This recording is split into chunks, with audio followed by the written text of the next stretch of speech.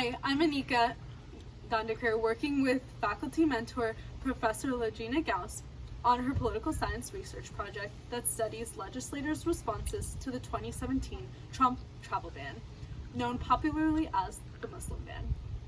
One of Donald Trump's first actions in office was to use his power of executive orders to bar the entry of all individuals arriving from 7 Muslim-majority countries: Iran, Iraq, Libya, Somalia, Sudan, Syria, and Yemen. The ban initially excluded everyone, including refugees and families and students and even military aides. The controversial ban received much attention from the media and the general public alike.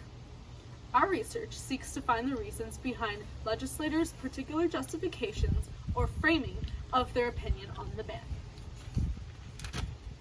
Knowing why legislators use certain frames can help us understand how legislators respond to party or political pressure.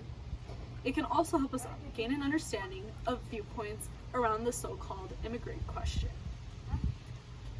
After reviewing literature, I hypothesized that we can expect legislators with higher relative Muslim populations within their districts to be cognizant of their constituent demographics and emphasize their Muslim population's civil rights and economic contribution to the local economy. I also predict that regardless of party, legislators will respond in the direction of public pressure to boost their re-election chances. So lawmakers that had protests in or near their districts will take stances opposing the ban, such as saying that it is unconstitutional. My final hypothesis is one of party discipline.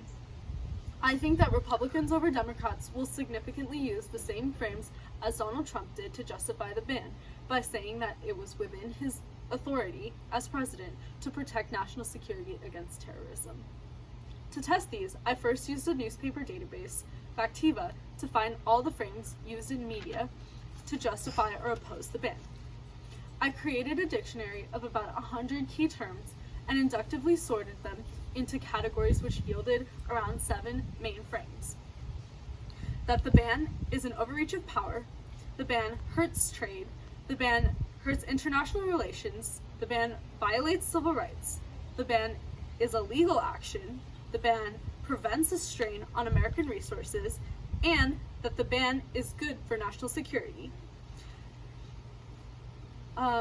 These 7 categories and the key terms that fall under them were my coding scheme as I went through a sample of around 250 public statements and tweets made by legislators to determine the frames they used. Preliminary data analysis confirms my hypothesis of party discipline affecting framing and responsiveness to demographics is true. Whether legislators respond at equal rates to a protest in their district is still inconclusive. I'm continuing to code legislators' public statements for a larger sample of framing data.